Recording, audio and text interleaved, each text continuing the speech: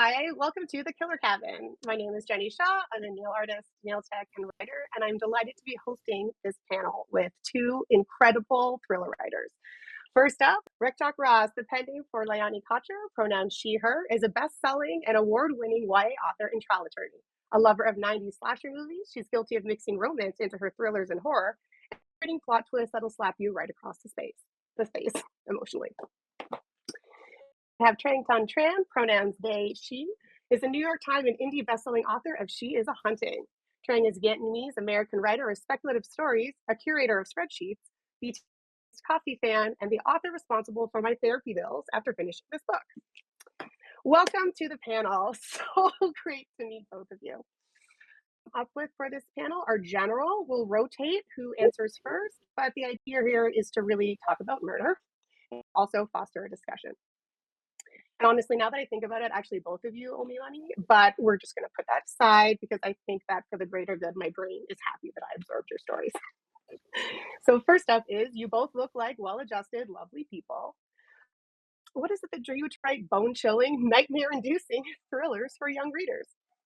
Honestly, it's just so fun because I've always been like a horror movie fan, and I feel like horror is one of those genres that like can be really serious and really like freaky and bloody, or it can also be really funny and play with tropes. And I feel like it's such a fun genre to write in for teenagers because it's like, when you're growing up, it's sort of like there's all these tropes that other people are putting you into, like different stereotypes. So I feel like it's a really fun genre for both thriller and horror for you to play with those things and like kind of subvert those tropes and do new things with it.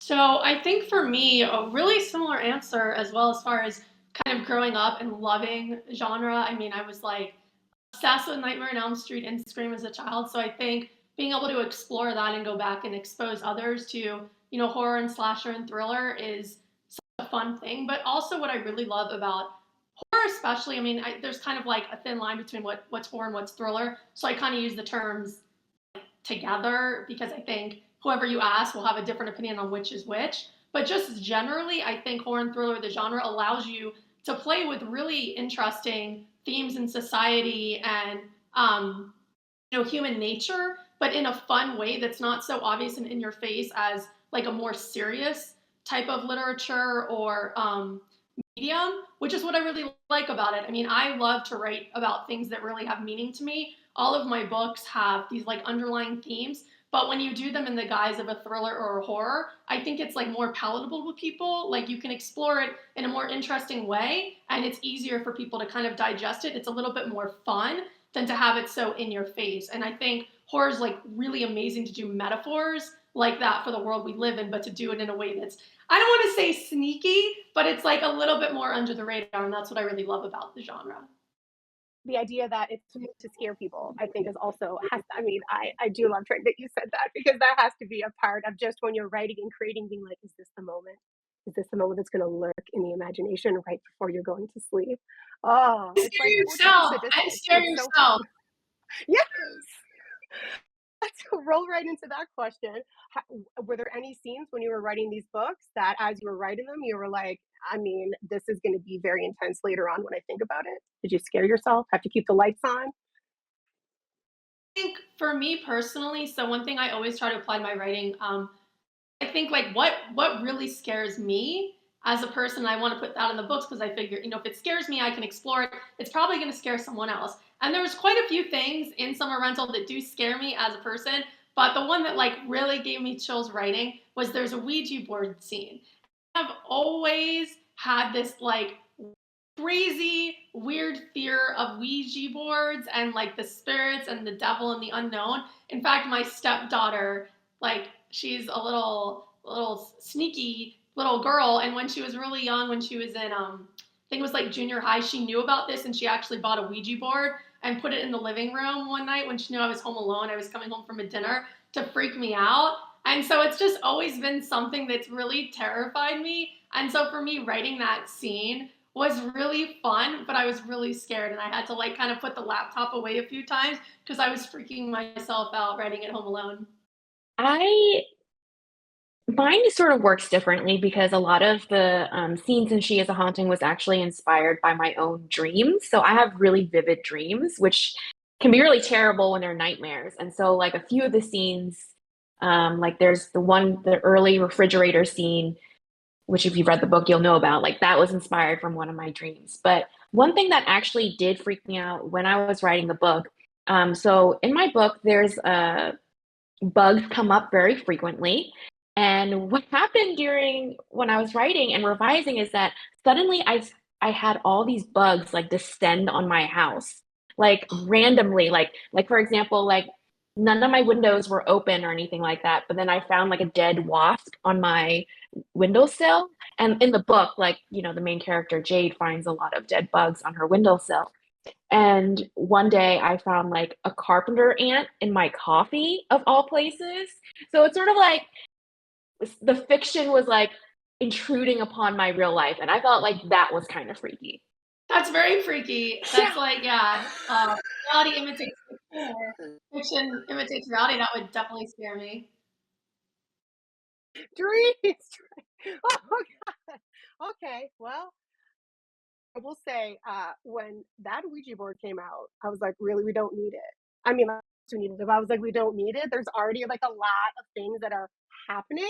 I don't know if I have the fortitude for the Ouija board, but it worked really well. So good Yeah. morning to everybody. Um, where are we here? Okay, so one of the tenets of being a teen is really that sense of invincibility. That won't happen to me. Maybe you.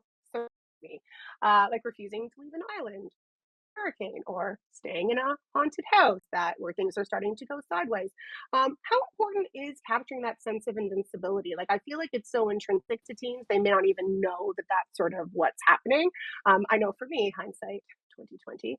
So, because you don't know what you don't know, but the reader may know. So, like, how do you navigate balancing that invincibility, but still having it be grounded and realistic?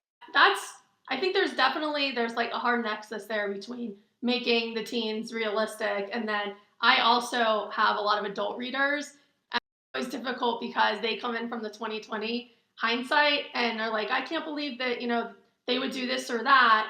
And I think they really forget what it's like to be young and not have had all the experience we've had with age of, bad things do happen. I think as far as the story, it actually makes it really fun because you're able to put your characters in these situations that maybe someone older who had more life experience might not get themselves into. Like, for example, staying in a house after your friends have disappeared and a hurricane is on the way. I mean, me at 40 something years old, I'm gonna probably get out of there, which doesn't make for a fun story because the story ends there before people start getting sliced and diced. But being able to write in the world of YA, your characters, I think, have more leeway to do things and make mistakes that if it was an adult character, I think you'd probably get a lot of flack. Characters that would make those kind of decisions. But I think the fact that they're younger and maybe don't have that same experience set allows for the stories to go places that are more, I think, more fun and more interesting, perhaps, than adults. For me, I feel like teenagers just feel so intensely. Everything they're experiencing is probably for like the first time or one of the earliest times. And I feel like so there's that tendency to live in the moment. And because I write in first person, I just let my characters live in the moment. And that means sometimes really going in with their feelings and just acting upon what they're feeling. So there's that element of it where, they're living in the present because they're not considering other things that are happening, right? But then the other element, which I feel like there's a nuance there because they're teenagers, there's a lot of other things that are controlling what they're doing. So like in the case of She is a Haunting, Jade is in Vietnam with her family, right? And even though she has this difficult relationship with her dad and she wants to leave, she really can't leave because, she's almost 18, but her father still has, is still involved in like, funding her college education, for example. Her younger sister's there and don't want to leave. So even though like it seems like she has the control to leave, she really doesn't. She's sort of stuck in this situation. And of course, what happens is she makes very teenage decisions and like kind of digs a hole even deeper when she's there. We have a new panelist in the Killer Cabin Camp for Camp YA. We have Kalynn Bayron, pronouns she, her. She's a multiple New York Times and indie bestselling author of several books, most recently, You're Not Supposed to Die Tonight. Additionally, Kalynn is a classically trained singer, horror aficionado, and absolutely the group leader I would want if being chased through the woods by a madman. Thanks so much for having me. Little bit about writing and characters. And so first one we talked about, Kalynn, was about writing teens authentically to have this sort of sense of invincibility, but to balance that still with being grounded. The flip side to that, to me, is specifically for female protagonists, of their instincts, almost like lighting, right? You see something moving in the shadows, you immediately tell yourself that that's, not happening. You feel a little rumble in your stomach about something and you decide, you know what, I'm overreacting. Denial that things aren't that bad, or is it also tied to a hope that things are just going to work themselves out and you can just sort of not have to deal with it? If a female teen protagonist listen to their gut, does it also necessarily mean that they're right? I play horror video games where you have to make split decisions, and I die all the time, so I wouldn't last very long. Thrillers about the fear of listening to your gut and being wrong, in addition to making it to the end. I feel like girls are often like thought of as like, oh, I mean, because we're sort of gaslit. Girls are sort of gaslit into like, oh, you're either overreacting or you're being, not, you're being a bad word. But it's sort of like, at least for within He is a Haunting, I wanted Jade to kind of play on those stereotypes. So like she acts like a bad person sometimes, and she does bad things and lies to kind of try and get what she wants. And some of it leads to her survival, and some of it kind of works against her, but it kind of balances out in the end. And she has that, she has luck. I feel like a lot of surviving is about luck. It's not about like how hard you work. It's not about any of those things. It's also about luck. But at least for me, when I was writing the book, I wanted it to be very specific to Jade's experience. She's a 17-year-old girl. She's in a country where she doesn't feel like she belongs. And so she's going to make some bad decisions, and she's going to make decisions that she feels is going to get her what she wants. And whether that works out for her in the end, she doesn't know, right? And luck is kind of what pulls her through at the end. Yeah, so I think there are so many situations, especially because I love horror movies. Like I am a horror movie stan. I think there are so many situations in movies and in books where I would say to myself, I would never be in that situation because I would have known something was off. But there is something about kind of listening to your gut, listening to your instincts, and sometimes not even like your gut, just like the clear evidence that is right in front of you and in front of everyone else. And I feel like women in horror oftentimes are not believed, or they're not listened to until it's too late. So I think in my writing, especially in You're Not Supposed to Die Tonight, I try very hard to balance the kind of natural self-doubt that happens when you are in like a very strange situation with characters who are very self-aware, at least self-aware enough to realize that something is off and to kind of question that. So I think it really is about balance. And I think there's also kind of a long history of women in horror not being believed, not being seen, not being heard. And so it's kind of fun to play with those tropes and to try to subvert them in new and interesting ways. Yeah, I think building on what everyone said about the horror genre and just women not being believed in general, I think there's also a layer for me in Summer Rental because I was trying to explore, these toxic female friendships that I think so many of us have experienced as women, both, growing up through, junior high, high school, college, and then even older in the workplace environment and other situations. And Riley has a lot of insecurity. She starts off as a character that she does have a very strong inner gut, but she doesn't listen to it. And part of it is because she's also being gaslit by her friends. Her friends, don't believe her. They kind of talk down to her. The book's like described as Mean Girl meets Scream, and that's very true to Riley's situation. She has all these very strong thoughts and feelings. So she has that gut, but she doesn't have the confidence to listen to it. And she's kind of like peer pressured and bullied out of really going with her instincts. And there is a lot of, I won't go in like spoilers or anything, but there's a lot of character arc and a lot of character work that where she works on like listening to her gut. But I think that's something that not just teenagers, but adults as well. I think often we have to listen to our gut as well and sometimes get talked out of it by people in our environment.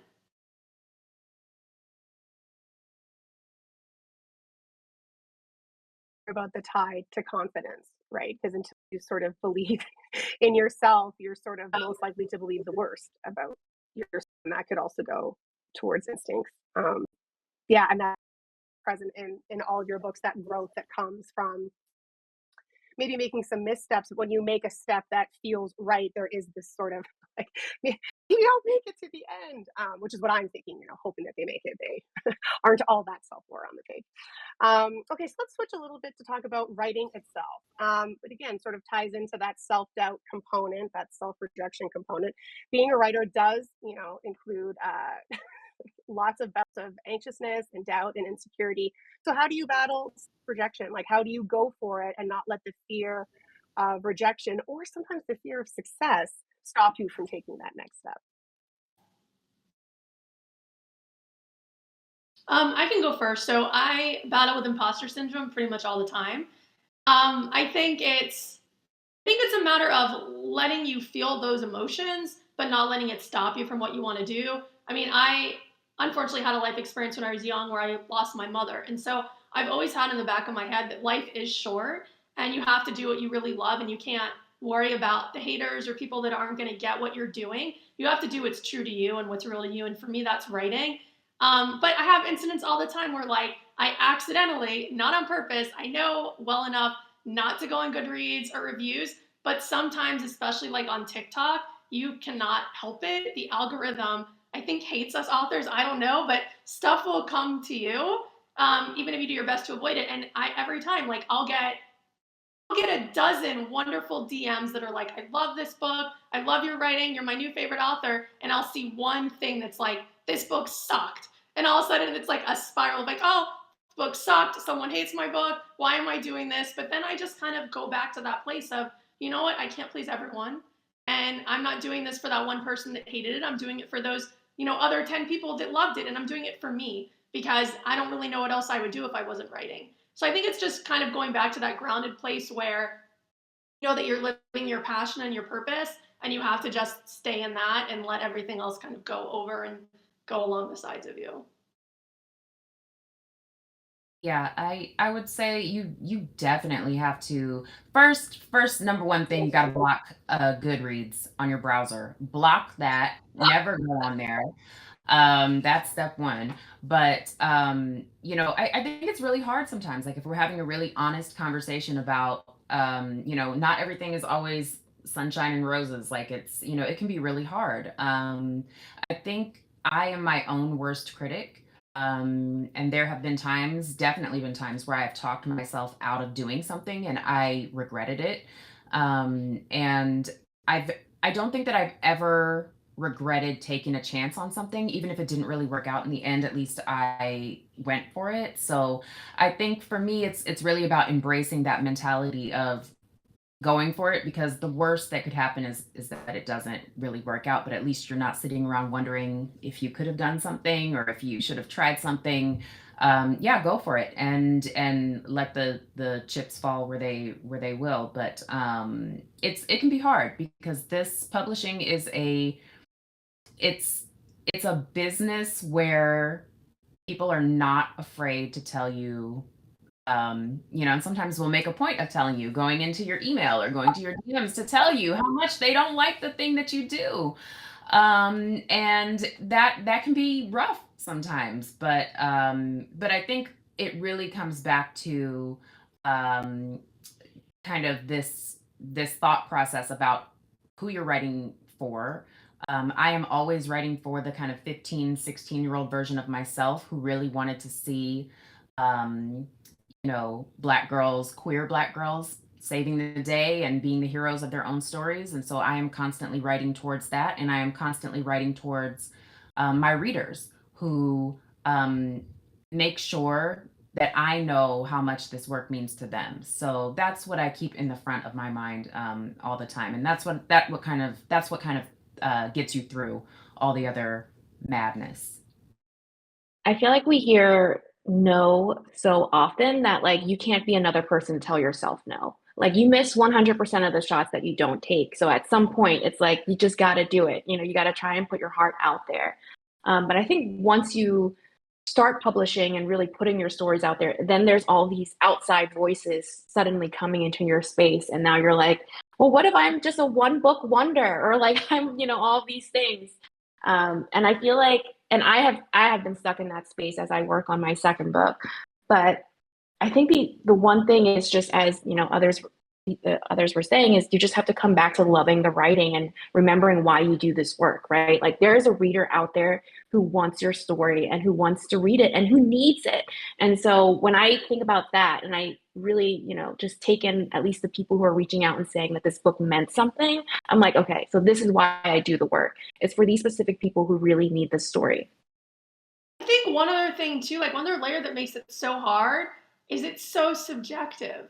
So like you could work your butt off. Like you can take years writing a book and you're hitting everything. Like your characterization's great, your plotting's great, your setting's great. Your editor, everyone loves it that, everything is in line, but for whatever reason, some readers hate it for like the littlest, tiniest thing, like, oh, they used I won't say the curse word, but like they used a curse word, it's a 1 star. It's like little things like that, and you have no control over that. So I think that also makes it it can be really tough at times. It can be really, like Kalynn said, it can be really hard. If we're being honest, we're having an open conversation because it's like your heart on the page and you put the time and the energy. You didn't just put it out in one day. And then, one person comes along and just like crushes you because there was one little thing they didn't like about it. I don't think reviewers are known for being particularly kind. And yes, Kalynn, not afraid to just tell you everywhere in as many ways as possible. But it's nice to hear that you get more overwhelming support than negativity because writing is you're just writing by yourself. It must feel a little isolating sometimes. So how great to actually hear from the readers that you're hitting the ones who needed to hear it. To the books. Oh, okay. So what I really loved about all of your books is there was a very clear like legend, history, or lore that directly tied to that plot. I know that comes up in quite a lot of horror and thrillers, but they were all such different stories and so specific for the book that you were writing. So can you talk a little bit about your inspiration from them? Did the inspiration for those legends come first and then the story, or was it So this one for me is really easy to answer. So I am a Florida girl, not anymore. I now live in California and Las Vegas, but I grew up in Florida and I was, I think junior high, maybe right about to get into high school when Danny Rollins went through University of Florida. And that was, the Gainesville Ripper. I don't know, some people listening might be too young to remember this, but it was one of the most infamous serial killers ever, but definitely in Florida. And at the time, I was young, just old. I was young, but just old enough to know what was going on. And family and friends, all of them were having their college age, children. Everyone was coming back from University of Florida because people were completely freaked out. He killed like 5 people in 1 week. And that kind of thing sticks with you. And then as I got a little bit older and I was in high school, I fell in love with the Scream movies. And I found out that Kevin Williamson, who wrote the screenplay, had also kind of based Scream in part on the Gainesville Ripper. And so when I wrote this slasher, I knew that I was going to do a little homage and have a story of, Eddie Rollins, which was kind of based off of what happened in Gainesville. I love a good hidden history. It is a recurring theme in almost everything that I've written. This is book 6, and it's a theme in every single story that I write. I love a good hidden history. And I think when we kind of dig deeper and we add layers to what seems like kind of a superficial story, that we make the story more relatable, we make it more interesting. In You're Not Supposed to Die Tonight, I got to create this this hidden history on several different levels. So we have the history of the Camp Mirror Lake, where a cult classic movie was shot on location there. But there's also another history under that, that people are less aware of. There's also my main character, Charity's, her own kind of hidden history, her backstory that is not absolutely kind of evident in the beginning, and how that plays into what ends up happening to her and her friends at this camp. I think it can be a really compelling way to drive a narrative, and I think I think the goal with these hidden histories for me is to lay down the clues in such a subtle way that you don't really get it until you get it, and everything kind of clicks together. And I think that that's really rewarding. So I drive myself to the edge trying to do that with these stories. But I love a good hidden history and kind of a the legends and of a place and the history of a place. All of that comes into play because, especially in horror, the setting can really feel like a character in and of itself. And so to have it be very rich and layered, I think is important.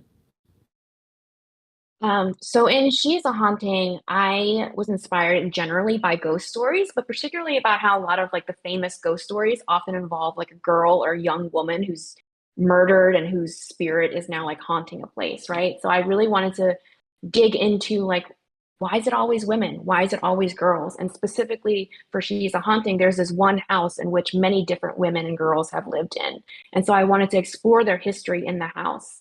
But then there's also a lot of real history that kind of fed itself into the house, and that's the history of French colonialism in Vietnam and the terrible things that actually happened, and really kind of layering, the sort of the real awful stuff that happened with what lasting effects do these events have for families that are present today, who are trying to investigate their history, who are visiting these places that people still see as beautiful, but have all of this terrible history behind it. These answers tie directly into the next question. So there will be some overlap, but about the settings and how the atmosphere is for all of your stories for, again, similar reasons, but also for starkly different reasons. Some of you contained your characters physically, some emotionally, some both. So what felt appealing about your specific setting choices for these books? Was it all about, isolation, just making your characters suffer over and over relentlessly? Or was there a deeper meaning that you wanted to tie in with choosing your settings? So I think that we as human beings have some very common fears. There's fear of the dark, fear of the woods. So Camp Mirror Lake is a camp setting. I think also this book for me, You're Not Supposed to Die Tonight, is my version of kind of a novel. It's the novel version of a slasher film, and so that setting kind of evokes all of the things we think about when we think about camp slasher movies, Friday the 13th and Sleepaway Camp. So the setting for me is hugely important, and using some of those common fearful experiences, I think taps into something very primal in us as human beings. And so this is kind of it's a campy kind of slasher story, but it taps into something that really is terrifying for a lot of us. So I think we understand what it feels like to be afraid of those things. So putting my characters in situations that have that familiar fear attached to them is another tool for kind of bringing the reader all the way into what can be a very kind of fantastical story and setting. But I live right by the woods. I live like right on the wood line, and there are some very ominous looking woods, right next to me. And I'm like, yeah, that's terrifying. That is horrifying to me. So yeah, so I think it taps into something deeper, but also it evokes memories of Friday the 13th and Sleepaway Camp. And so it serves several different purposes, the setting for me and my characters. I love settings so much, and I love, Kalynn, that your book is sort of playing on all these tropes of like the camper slasher. Like I'm so excited to read it. So I sort of try to do the same thing with She is a Haunting, but it's in Gothic horror, right? And in Gothic horror, it's often in these very like rich and beautiful, lush settings. Specifically because I wanted to be about a Vietnamese American family, I set it in Đài Lạt, which is a real place in Vietnam. It's a place that French colonizers decided to be their resort town because it's in the mountains. It's very temperate weather and it's very beautiful. And there are actually many abandoned French colonial houses there now. And so that's kind of where the inspiration came for like the overall setting of this lush place full of history. But then there's also the secondary setting of the actual house. And I wanted the house in She is a Haunting to join sort of like the iconic haunted houses that are out there. I want it to be like the next Hill House, like for Jade, you know, like I want it to be its own thing and join this lineup of houses. And so I really tried to focus on like, this is a house in this very specific area and it has its own wants and needs. And how does that interact with the people who are living inside of it? I'm the same way as far as I also love setting. I think for me, for thriller horror, setting is instrumental. It's like its own character.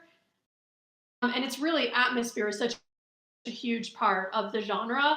And so picking a place that's really going to invoke horror fear in the reader. In Ski Weekend, I tapped into the fear of being in the mountains in the winter in a blizzard, which is one of my great fears as a Floridian. I never even saw snow until I was 18 years old. And even now, like driving up in the mountains freaks me out and I hate it. So I wanted to tap into that. And then for summer rental, I'm not afraid of an island and I'm actually not afraid of hurricanes either because I grew up through that. But I'm definitely afraid of an island and a hurricane with the lights off being trapped to the serial killer. And so I think really tapping into like, you know, everyone said those kind of primal fears and creating that atmosphere for the reader is what's so much fun about having these really unique locations that we put our characters in. And then I have like a running joke, which I know everyone on this panel will appreciate. When we talk about horror, the first thing people ask, and it's in the book, there's actually discussion in Summer Rental of it, is like, why do these people stay when someone starts killing all their friends? Why don't they leave? And so it's obviously a very good question. And I think some of that is really trapping your characters in a situation that's believable where they can't leave. Because once one dead body turns up, like all of us, we're going to get in our car and we're going to drive that, you know, heck out of there. But if you're trapped on an island, you can't do that. So in a hurricane, you can't do that. So I think that's also the fun of having that setting that kind of isolates them and also answers that question in a realistic way. Why didn't they just leave when the first person showed up dead? I would leave. I don't know, actually. Like, how hard is it to leave? Like, is it a big deal? Like, do I have to go really far? So as a teenager, I would 100% be staying in all places. Trang, I wanted to mention too, you really went a step further with yours. And I mean, the house is really a character and you did it. I'm treading really lightly to keep it spoiler free. But I will say they were so short and they were so chilling. They sort of felt like poems, but poems that I would never want written like for me, to me, regarding me. And I really like, as it felt not quite like breaking the fourth wall, but it felt like just a more consuming way to sort of get into that story, to burrow right in. I mean, there was absolutely no escape. As I'm saying it now, I'm like, don't think about. So finding the pace for thrillers is crucial for building tension along with everything else that we've talked about. I'm always so envious of writers who just have that pace going immediately and then just keep going. And that's also sort of a big component of young adult thrillers, right? Like you sort of have to get the ball rolling and then just keep it going. Can you talk a bit about the behind the scenes tools that you use to get that pacing right? Outlines, post-its, color-coded charts. How did that pacing come together in terms of balancing, you know, those really tense moments and then having a moment to relax? I actually tried to break up So my I pacing. Oh, go ahead. no, you go. I'd love for you to go Okay. first. So I break up my pacing into the 4 acts, and then I actually, after I write the book, I go back and reverse outline, and then I divide everything into the 4 acts, where it's like in Act 1, what are the tension points? Like, what does each character want, and then what is each person doing to get it, and what are they doing to each other to stop each other from getting what they want? And so that gives me like sort of like a bird's eye view of like what's going on per act. And that's the only way. And so like sometimes I'll see like, oh, I don't really know what they want in act 3, for example. And that's kind of like messing up my pacing. So that's how I plan out like what I'm going to change overall. And then for the scene level pacing, or I just try to think about like, okay, so what are the things that's happening in this chapter that's going to influence the next chapter?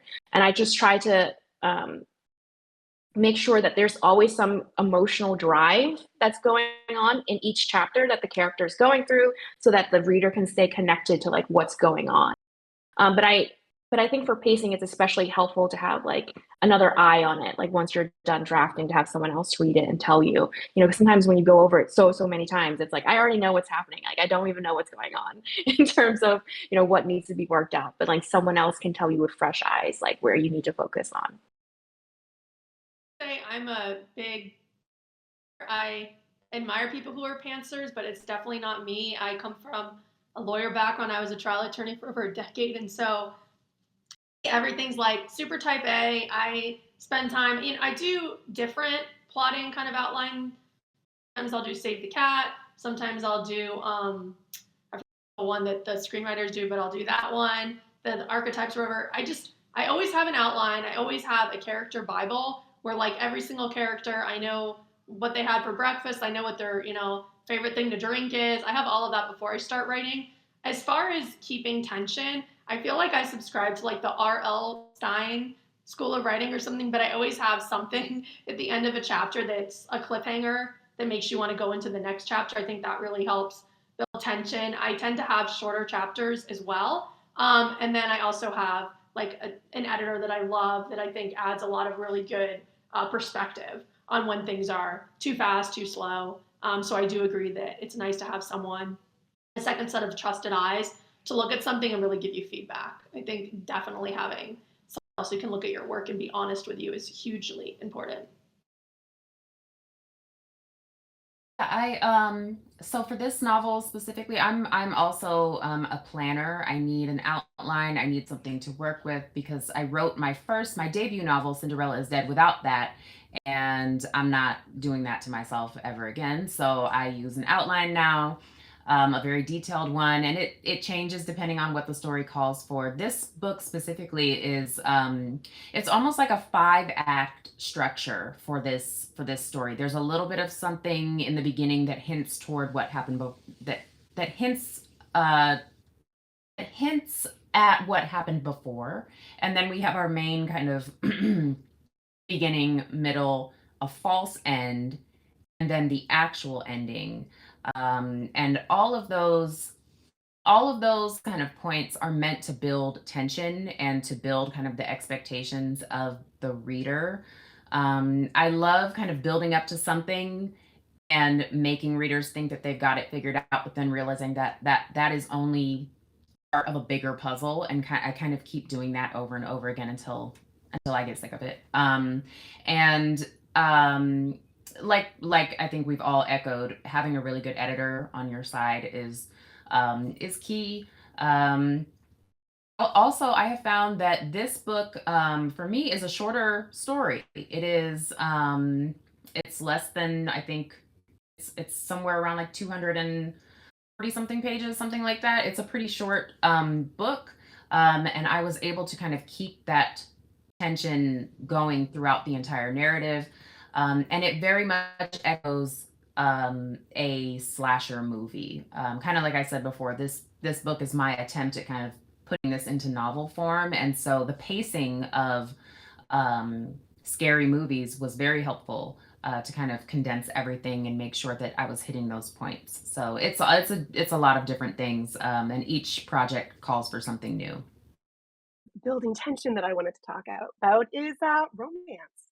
There, amongst all of the running and the screaming and the crying, there's some smooches going on here.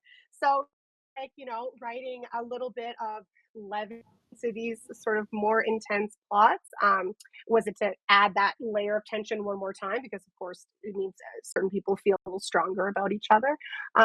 What made you include romance in all of these thrillers? I can jump in. For me, it's a really simple kind of answer. I think that a romance, and it doesn't even. I think a strong relationship. It doesn't even have to really be a romantic attachment, but if it is, I think it raises the stakes. I think it takes, especially if the romance is with the main character.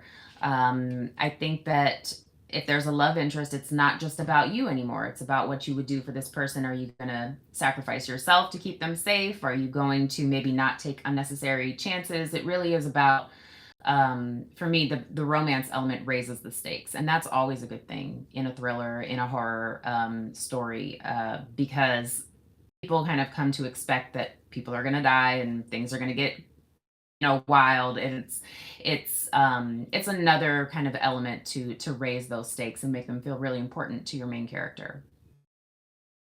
I agree 100%. I think a lot of it is raising the stakes, also creating emotional attachment for the reader.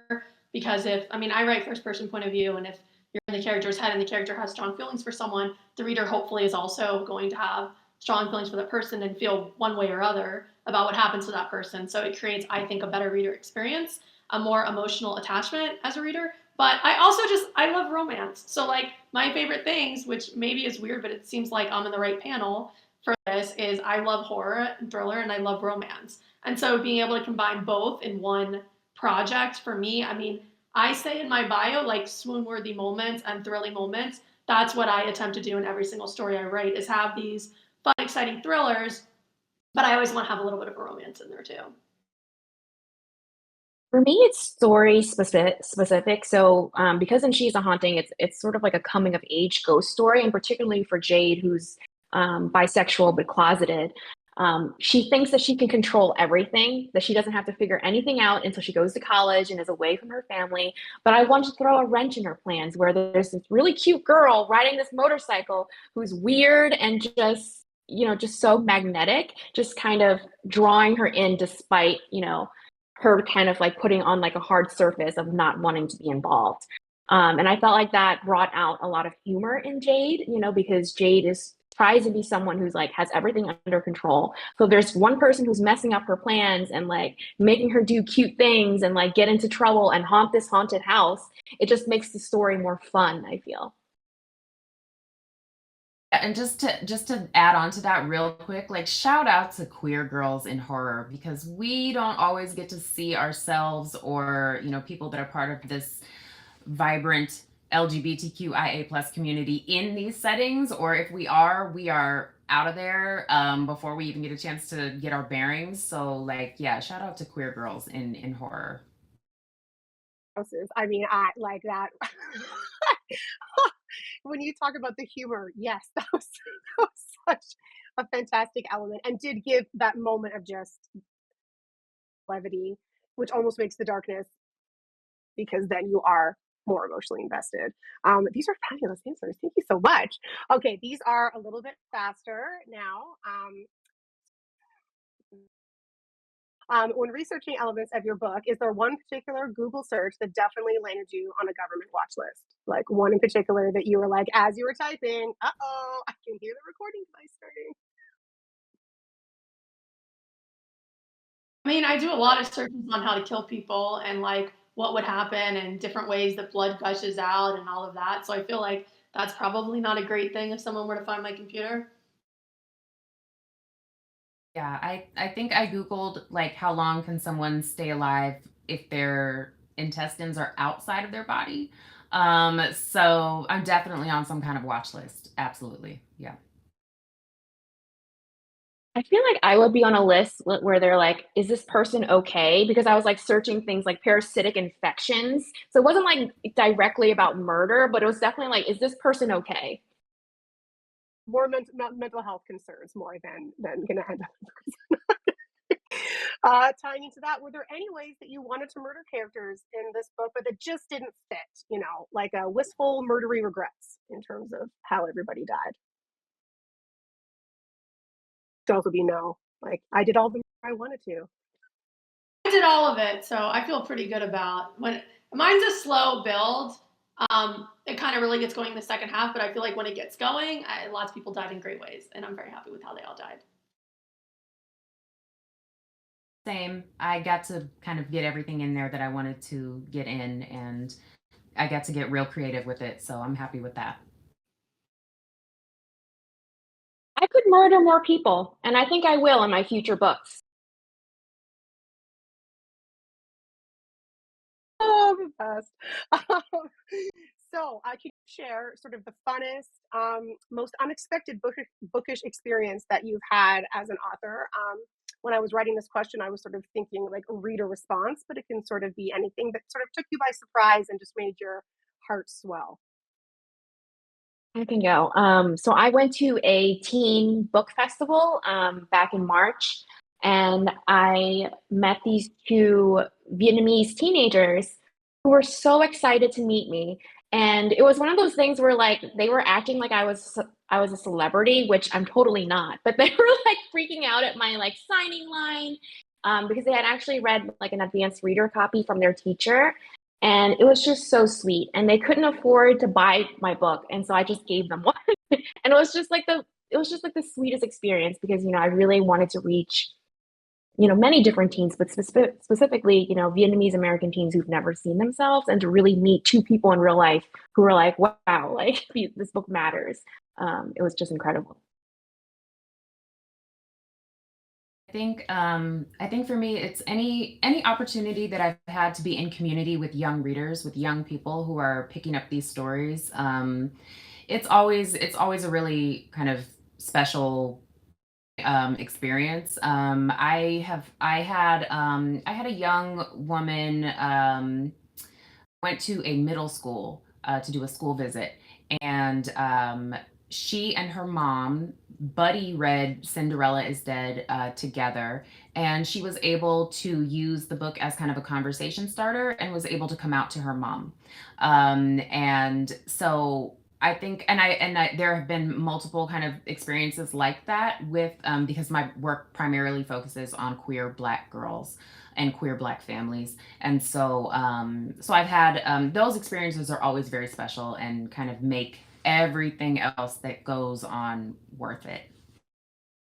I think for me, I had a really like amazing experience I still think about to this day when I was a lot of like touring stuff for Ski Weekend, which was my debut thriller. The first book comes out, you're like, is anyone even going to read this? And things are slow, and you're not really sure how it's going to be received. And I was at the LA Times Festival of Books, and a little bit before my panel, I was at a booth, and I'll never forget this. Like, it was such an amazing moment.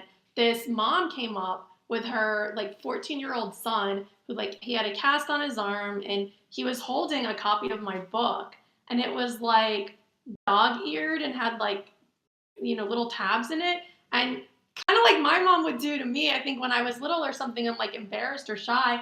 She came right up to me and she was like, are you going to say something to your favorite author? This is like the book you've read 5,000 times. And I remember thinking, like, am I being punked? Like, there's no way that this is real. And I actually have like a real fan. And it was like so special. I like actually kind of cried a little bit. Like, I turned away and kind of like teared up because it was such a special moment. Because I think, especially as a debut, it's really hard to really conceptualize if people actually care about your work. And then to have someone that like was there in front of me that clearly what I had done was meaningful to him. And it also took me back to like when I was a teenager and how much I loved authors like Christopher Pike and R.L. Stine, and like how excited I would have been to meet them, to think that like I had that kind of impact on someone else. And I still have his picture. Like, the mom took a picture of us, and I still have it on my phone. Every time I look at those, unfortunately, not on purpose, those 1-star reviews or whatever, I'm like, well, he liked this book, so this is who I'm doing this for. These are all such great moments. I was like, when I was writing the question, I'm like, I hope there's an answer. I mean, of course, you're all brilliant, but those are sort of more touching than I thought you were going to say. That's so nice. Thank you.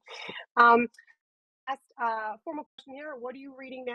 And do you have any things in the works that you can share with us? I'm reading a lot of adult books right now. I just finished The Spite House by Johnny Compton. Amazing book. Love it. And I'm working on my second YA, which is another horror book. I'm also reading a lot of adult horror for reasons, and I just finished The Fisherman by John Langan, which is an amazing story. And I have a bunch of stuff going on. I've got so my second middle grade is coming out in October. It's called The Vanquishers: Secret of the Reaping. It is a vampire story.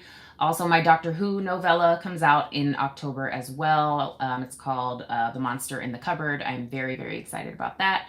And next year, I have another YA out, a Snow White reimagining. So we are going back to the extended universe of Cinderella is Dead with a Snow White reimagining, and it is called Sleep Like Death.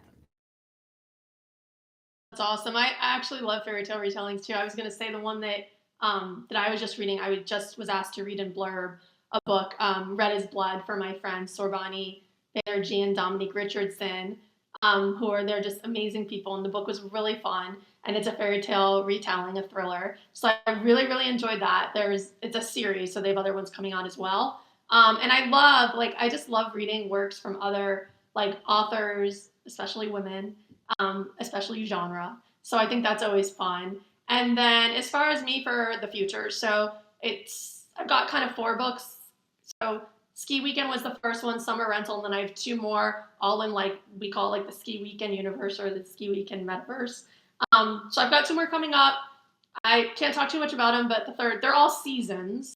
If one is obviously winter, one is summer, so you can probably guess what the other two seasons might be. And then as far as Ski Weekend, that's been really incredible and exciting, and that was picked up by the producers of the Saw movies. I've been working with them very closely. They are amazing, and I think we're going to have some really exciting news coming very soon, I hope. Unfortunately, with the writer's strike, not just for me, but obviously affecting on a deeper level lots of other artists out there. A lot of stuff in Hollywood is on hold right now, but hopefully, as that works itself out, we'll have more stuff to announce on the movie. But I'm very excited about that. So much in the works. I'm so excited. Okay, so the last few questions is just a lightning round, sort of one word answers. We're gonna go really fast. Here we go. The first one.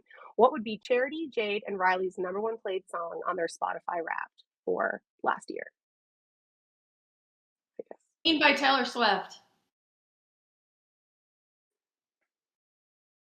Cruel Summer, Taylor Swift. Jay would hate it, but it would be in there. Probably Beyonce, anything Beyonce, probably Cuff It. So it's Saturday night and your protagonists are watching a movie. What are they snacking on? I would say she's probably eating whatever her friends are eating because she's a little bit of a follower. Mm. Sour Patch Kids. Yeah. Potato chips. Ooh, what flavor? Anything in particular? Just a straight up potato chip. Just a regular potato chip. Okay, I like it. Simple and delicious. Okay, what is the most terrifying bug? Oh, cockroach. A reader question that I got when I put it up. Centipede. Centipede? Yes. Centipede. Yeah, water bugs, which I think water bugs are a type of cockroach. So yeah. Palmetto, like those disgusting big palmettos. Yeah, those giant, yes, the giant ones that fly. Yeah, no. Oh, those are the worst. Great. Okay, so on a scale from 1 to 10, how likely are your protagonists to survive the zombie apocalypse? I think pretty likely. She's got a lot of inner strength that she hides that comes out. I'd say like a 9. Jade's a 2 out of 10 because she doesn't do cardio. Mm. Charity's like a 7. Maybe she's got a fighting chance. Yeah. Okay, and so then on a scale from 1 to 10, how likely are your protagonists to start the apocalypse? Oh, not very likely. I would say a 2. I think Jade by herself, not very likely, but with the combination of Florence, who is just chaos, it would be like 28 days later, they're freeing some animals and it's going to happen. Yeah, I think Charity and Bezzy together are very likely to start something that they can't undo. So, so I'm gonna say like 9 out of 10. So these reasons are alone why you should be reading all of these 3 books, because these protagonists need to get into trouble. Thank you so much for joining me for this panel. This was great. The conversation was amazing. You're all very talented. Read these books. They're all out. I know that because I'm holding them. Thank you so much for coming.